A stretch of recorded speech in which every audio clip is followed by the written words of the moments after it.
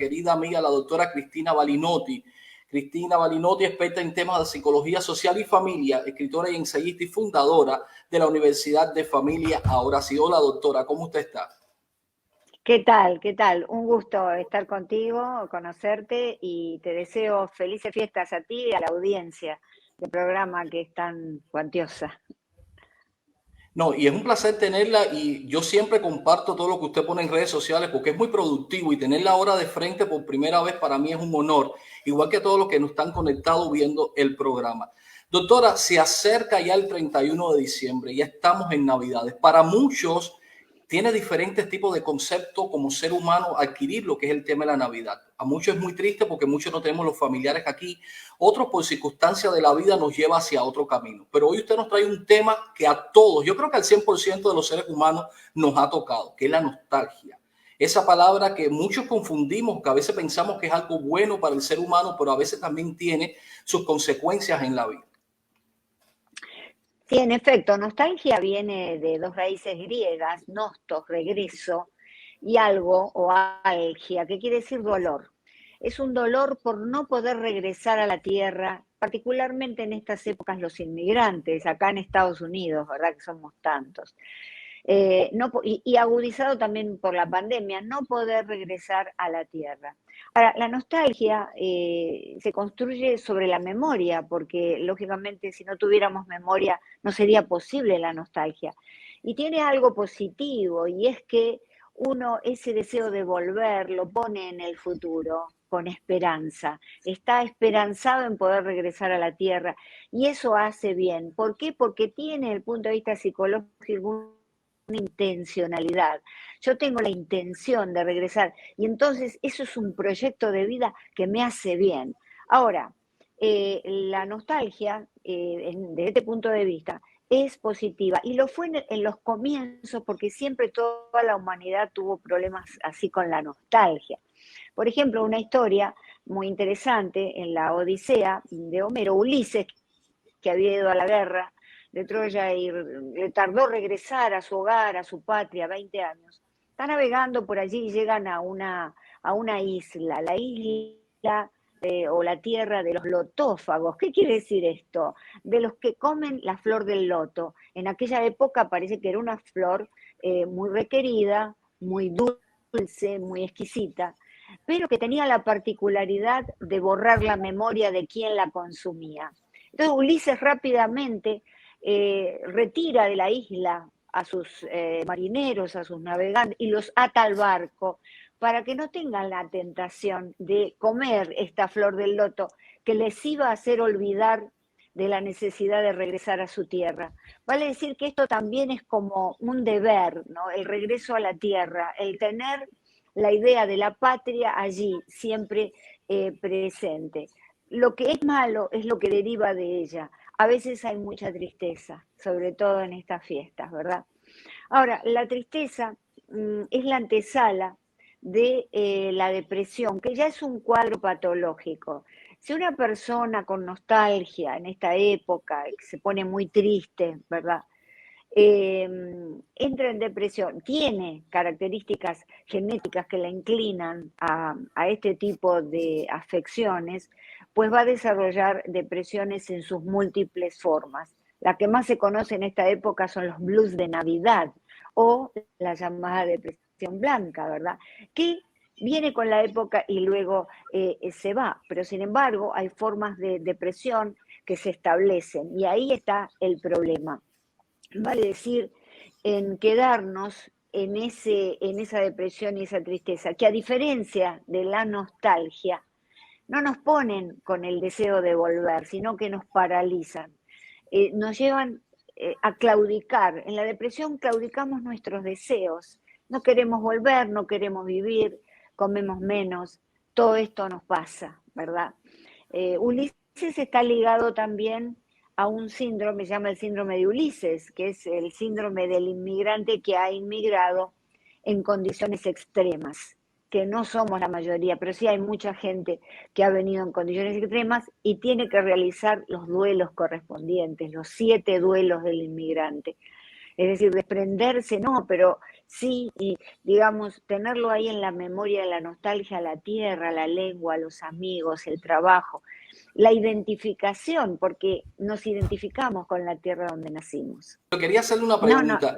¿Es bueno como ser humano sentir nostalgia? A veces nosotros vemos a un familiar, un amigo, y nos habla de su nostalgia y decimos, pero ve abandonando eso, ve quitándote eso porque realmente no te hace bien. Pero ¿es bueno acompañar la nostalgia para el resto siempre de la vida o hay que darle una pausa a ese tema cuando ya lo tienes ya prácticamente caducado, que han pasado tal vez 15, 20 años de algún familiar que falleció y aún lo sientes?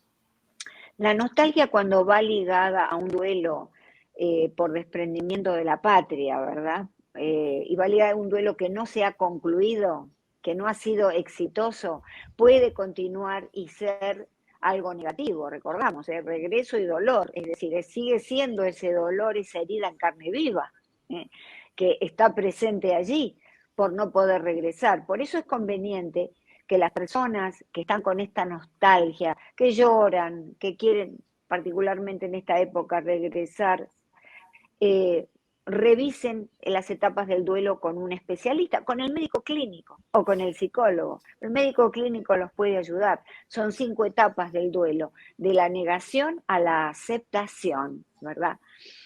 Kubler-Ross, una gran psiquiatra, que justamente estableció estas 5 etapas del duelo, que no se dan consecutivamente, ¿eh? Pero de todas maneras puede estar uno detenido en ese proceso para superar con cierta alegría y agradecimiento el hecho de que ya no estoy en mi tierra, pero vine acá y estoy mucho mejor, porque las cosas que he logrado, por ejemplo, económicamente, mis hijos estudian, y yo tengo un buen trabajo, todo eso hay que agradecerlo. Doctora, ¿cuáles son las diferencias que existen entre la nostalgia, la tristeza y la depresión? A veces confundimos depresión con nostalgia o al revés, y es totalmente diferente y por eso tal vez, como usted dice, buscar una ayuda de un profesional. Pero ¿cuáles sería, cómo yo como ser humano, como individuo, puedo diferenciar en qué etapa puedo estar? Bueno, la nostalgia es el recuerdo constante, frecuente de la tierra, ¿verdad? Es esas saudades de los brasileros, el morriña, todo ese tipo de cosas que están en la raíz del ser humano. La nostalgia es la raíz del ser humano, es algo que no podemos evitar.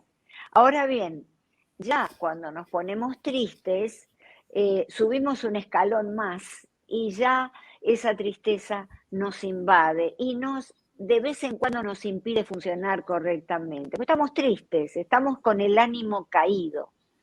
Si tenemos genética que nos predispone a una depresión y si tenemos familias con problemas de salud mental o depresión o trastornos de ansiedad, podemos desarrollar una depresión. La depresión ya es invalidante.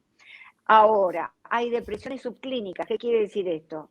Depresiones que los síntomas no aparecen en la cantidad suficiente como para darle el diagnóstico clínico de depresión y medicar, además de hacer la terapia. Se puede manejar con una terapia. Y después están las depresiones clínicas, de la cual la más importante es la depresión mayor. Es decir, ya aquí, como hay una cristalización, un detenimiento, una claudicación de los deseos de vivir, entonces allí sí es peligroso porque aparece la ideación de suicidio. Entonces, de ahí que muchas personas, esta es la etapa que necesita al psiquiatra, necesita al médico, quizá al psicólogo, fundamentalmente al psiquiatra para que medique a la persona en esos estados intensos, depresivos que los llevan a pensar en concluir con su vida. De modo que es como un continuum, estar nostálgico está bien, es decir, siempre vamos a recordar nuestra patria. Eso nos trae tristeza, pero lo verdadero, lo psicopatológico es la depresión, que puede llegar, siendo la nostalgia y la tristeza, la antesala en las personas con predisposición de una depresión. Doctora, ¿existe alguna estadística que diga quién tiene más nostalgia entre el hombre y la mujer? Porque a veces vemos también que los médicos como que clasifican por un nivel de por ciento y según los casos que van teniendo. ¿Quiénes se deprime más o quién tiene más nostalgia en este tiempo ahora de Navidad? ¿Los hombres o las mujeres? ¿Se puede decir un número? Generalmente las mujeres. No soy afecta a las estadísticas porque una estadística para ser fehaciente tiene que tener una muestra suficiente de individuos. No puede ser una estadística con 20 personas, 40 personas. Correcto. Tiene que ser una muestra longitudinal, es decir, que se sostiene en el tiempo, en donde yo analizo a estas personas, este grupo numeroso de varones, de mujeres en distintas edades por algunos años. Vale decir, lo que sí se puede decir que por las características del cerebro femenino, somos las mujeres las que padecemos más. ¿Por qué? Porque a veces dejamos a un hermano, a un padre, a un hijo. Y entonces nosotras somos más afectas a eso. Lo cual no quiere decir que los hombres no sientan nostalgia, ¿verdad? Claro. Pero el hombre es más práctico. Generalmente se dedica más a la producción, a llegar a este país nuevo y trabajar. La mujer siempre queda un poco más pegada al pasado. Doctora, sobre todo los latinos.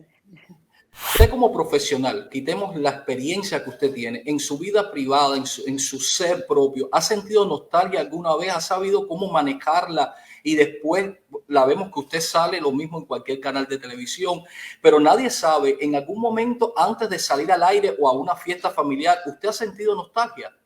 Por supuesto, yo soy uno de esos inmigrantes que ha venido no empujado por un régimen político ni por una condición económica. La realidad es que quise venir a este país porque aquí se vive bien y se respeta mucho más a la gente que en nuestros países, por lo menos en mi país.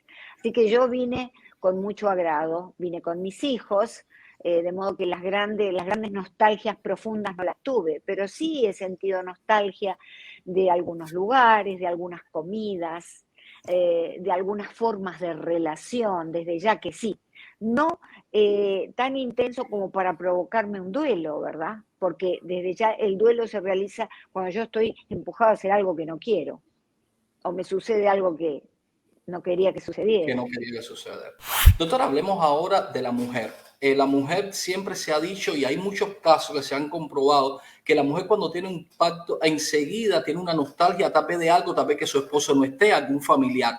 Pero hablemos de la mujer que va a tener su hijo ahora en Navidad y tiene una nostalgia grande porque no tiene a nadie. Vemos a los emigrantes que le ha pasado esto, incluyendo ahora en la frontera con estas nuevas leyes que existen. ¿Cómo se puede manejar una mujer que puede pasar este trauma, que sí, trauma con el amor de tener a su bebé, pero tiene la nostalgia que no tiene a su mamá o tal vez a su esposo que la dejó a mitad de camino del niño?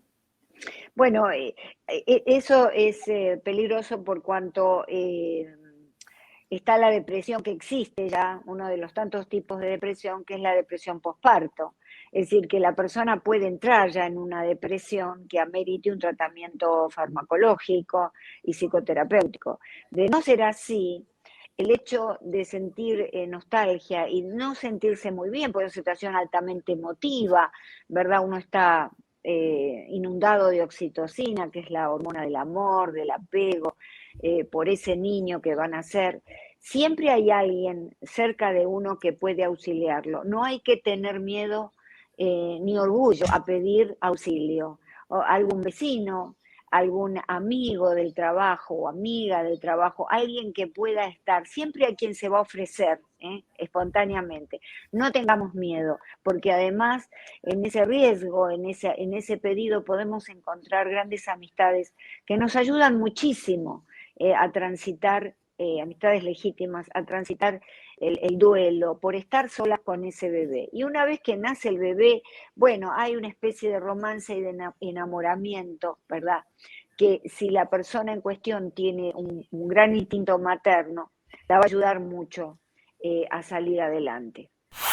Doctora, ¿cómo uno como persona puede saber cuando hay una alarma en esa nostalgia que alguien nos pueda manifestar? Hace poco vimos a una actriz española con 50 años de carrera que se quitó la vida y ella lo había dicho públicamente que ya su cuerpo y su alma no daba más y que sentía nostalgia y que recordaba parte de su juventud cuando a veces no quería ni vivir. ¿En qué momento uno tiene que tener ese chip, esa inteligencia de decir, esa nostalgia de esa persona me está preocupando?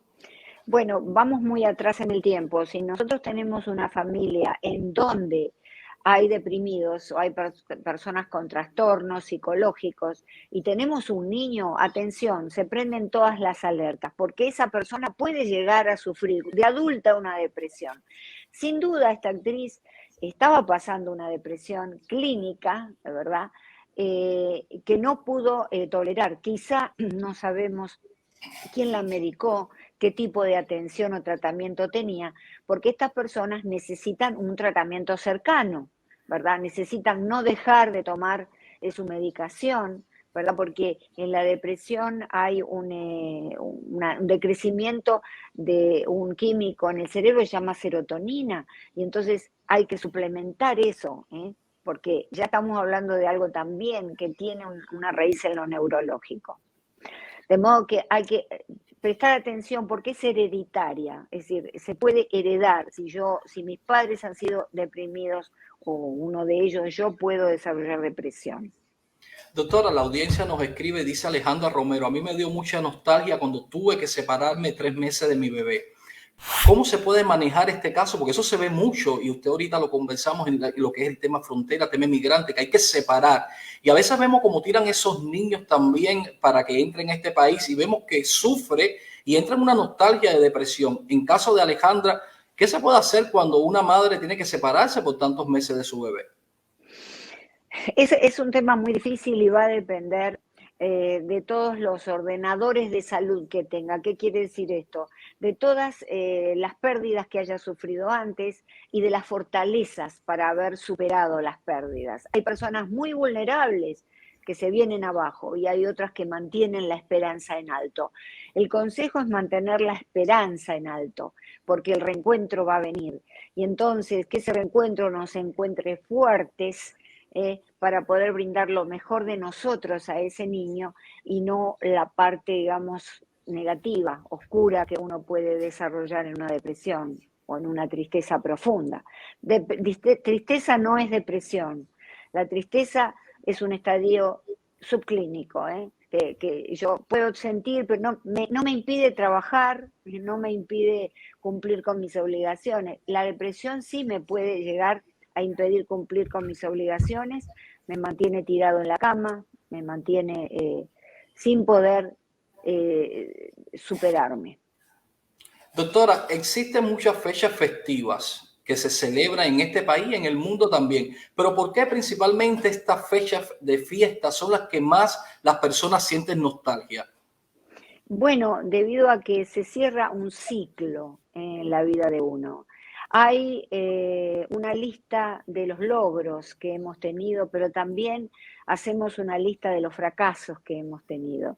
De modo que es un momento muy crucial cuando se cierra un año, porque ¿qué pasa? Que cerramos un libro y tenemos que abrir otro. Ese otro nos llena también de ansiedad.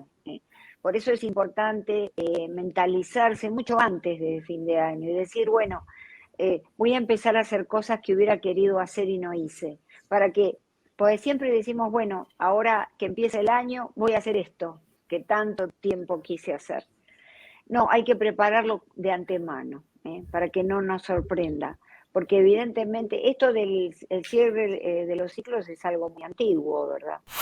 Puede existir la nostalgia también hacia las cosas, es decir, hacia las cosas que no tienen vida. Vamos a suponer, siento nostalgia por aquella casa que dejé, siento nostalgia por el país, siento nostalgia tal vez hasta por una copa que era de mi padre tal vez que ya falleció. ¿Puede conectarse eso? Sí, se conecta perfectamente. Yo te comentaba antes acerca de mi experiencia. De pronto yo sí sentía nostalgia de una comida, ¿verdad? De un lugar, de algo. Sí, eso se puede sentir. La nostalgia se aplica a todo, a los sentimientos, porque en realidad es un sentimiento, no es una emoción. Y acá viene una distinción también entre la emoción y el sentimiento, que son dos cosas distintas, ¿no? El sentimiento es algo duradero, la emoción es algo transitorio, que viene y se va, y tiene una expresión somática en la cara. Cuando estoy triste, la cara está triste, si estoy contenta, sonrío. El sentimiento no tiene expresión somática, va por dentro y es muy permanente. Doctora, en su experiencia, entonces es normal sentir nostalgia y trabajar esa nostalgia para poder salir de ella, o sería bueno mantenerla aunque sea un pedacito. Hay que tenerla porque, como decía Borges, tenemos el deber de la esperanza. Esto quiere decir que si vemos que la nostalgia tiene la intencionalidad o el intento de regresar en algún momento a aquella situación, al país, a la casa, a visitar la familia, hay una esperanza. Entonces nosotros tenemos que tener siempre una nostalgia esperanzada, ¿eh? Una nostalgia en donde mantenemos porque la esperanza nos levanta, lo demás nos hunde. Doctora, atravesamos los seres humanos, desafortunadamente, hemos vivido muchos virus, pero este yo creo que fue uno de los virus que más hizo que las personas lamentaran muchas muertes. Estamos hablando de casi más de 5 millones de muertes que hubo en el mundo entero. ¿Cómo se puede trabajar una nostalgia de una madre que perdió a un hijo por un virus que tal vez pudo haber sido tratado y que se demoró tanto en salir lo que es la vacuna o el medicamento? ¿O cómo se puede trabajar a esas tantas personas que perdieron tantas vidas? El duelo es necesario y no hay que evitarlo. Cuando uno pierde a alguien muy amado, muy querido, muy entrañable, hay un proceso de duelo, la negociación, la negación, hasta llegar a todo esto de la aceptación. Pero hay que poder expresar los sentimientos, cosa que en estas sociedades se nos prohíbe bastante. Las emociones hay que expresarlas también. Tengo ganas de llorar, lloro. Eh, Hablar mucho, hablar con un psicólogo, con un sacerdote, con un amigo, hablar todo, porque hay que descargar esa gran energía del trauma, de la pérdida que está adentro, hay que ponerla afuera para que no nos intoxique, para que podamos, no nos ponga un obstáculo, para ir caminando el proceso del duelo. Entonces, porque si no el duelo es eterno y caemos en lo que se llama estupor melancólico, que es lo que hablaba en Melancolía Freud, es decir, entramos en la melancolía. Son esas, de pronto, esas mujeres que han quedado viudas hace 15 años, 10 años, y uno va a la casa y todavía está el closet con toda la ropa del esposo fallecido. Es decir, hay que poder avanzar. Somos seres que futuramos, tenemos que poder superarlo, pero no lo vamos a superar si impedimos la expresión de las emociones y decimos, no, acá no pasó nada, yo voy a seguir adelante. No, acá pasó algo muy grave, lo tengo que sacar afuera y procesar. Doctora, cuando hablamos de procesarlo y a veces hasta llorar y a veces uno se encierra y hasta quiere gritar. Recordemos, y hace unos par de años atrás, recuerdo William Valdés, que era de Univisión, y en pleno programa en vivo empezó a llorar, empezó a sentir y no se pudo aguantar. Y millones de la audiencia nos sorprendimos porque decimos, ¿qué está pasando? ¿Es bueno aguantarse y esperar el momento indicado o en el momento que sea y el cuerpo lo necesite, pedir ese auxilio? Y yo creo que sí, que en efecto es así. Si uno no puede aguantar el llanto es porque hay como un dique, las puertas de un dique que se están, digamos, abriendo. Y todo eso tiene que salir como sale el agua de un dique que está desbocado. De Dejarle modo correr. que exacto, hay que dejarlo correr. Eso es muy sano, porque lo que pasa es que vemos una cultura de la felicidad constante. No podemos estar tristes. Enseguida, no, no pasó nada, pero por favor, no hagas un escándalo de eso, o ya va a pasar. Es decir, vamos a darnos el permiso de sufrir lo que tenemos que sufrir, como nos damos el permiso de disfrutar y reír lo que nos provoca placer. Doctora, ¿algún caso que haya llegado a sus manos que tal vez la persona se daba como tan encerrada o que no podía liberarse de esa nostalgia y usted pudo tratar y pudo llevarla hacia una luz verde, vamos a llamarlo así? ¿Le ha tocado manejar este tipo de casos tal vez en niños, adolescentes o adultos? Porque la nostalgia está en cualquier edad. Yo creo que los niños a veces sienten hasta más nostalgia de como un adulto pudiera trabajarla.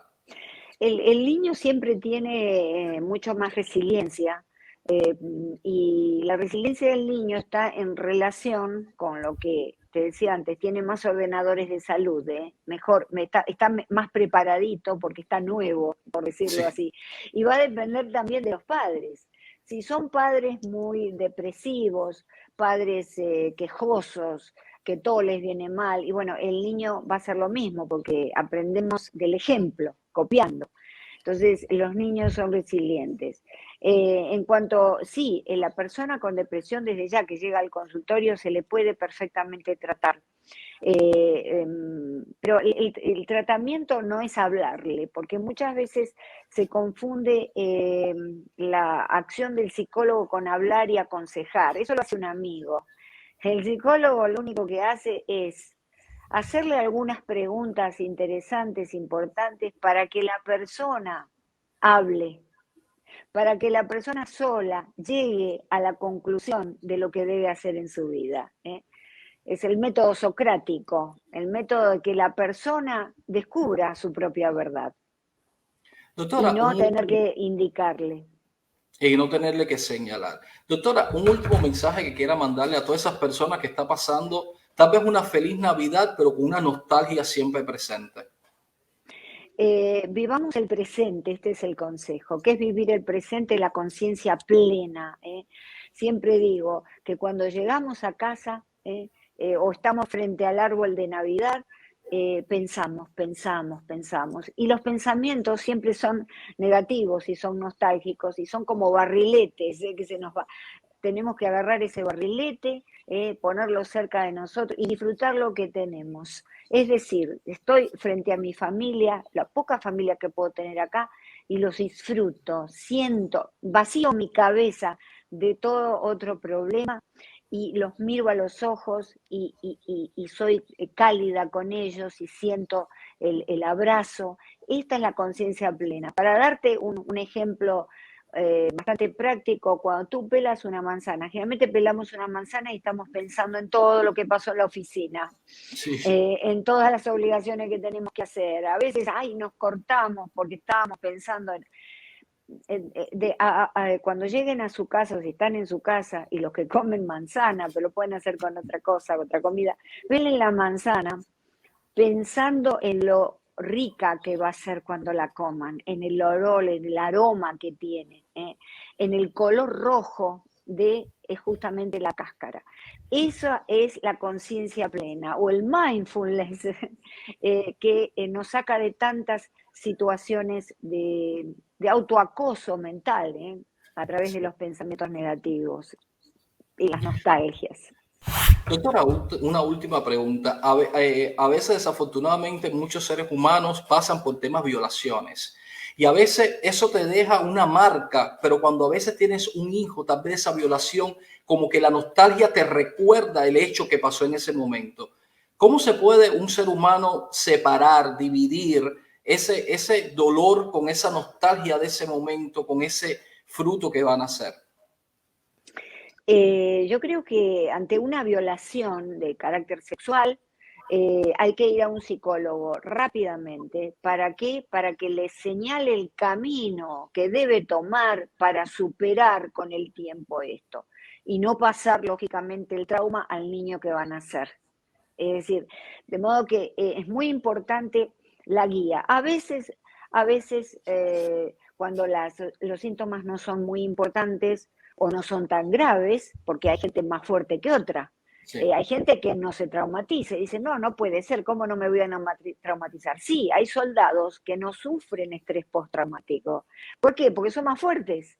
Pero aquellos que son vulnerables son los que más van a sufrir. En ese caso, los que menos sufren eh, pueden de pronto superarlo con un buen amigo, de nuevo un sacerdote, el padre o la madre, alguien en la familia que los lleve a través de un diálogo que les permita descargar, hacer una catarsis, lo que en psicoanálisis se llama una catarsis.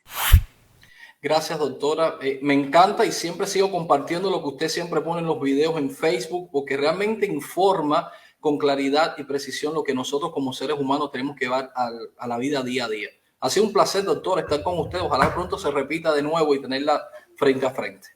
Sí, todos los jueves estoy con Marilina, así que seguramente nos vamos a encontrar. Gracias, doctora. Cuídese mucho, se le quiere. Y feliz Navidad. Igualmente, gracias, feliz Navidad.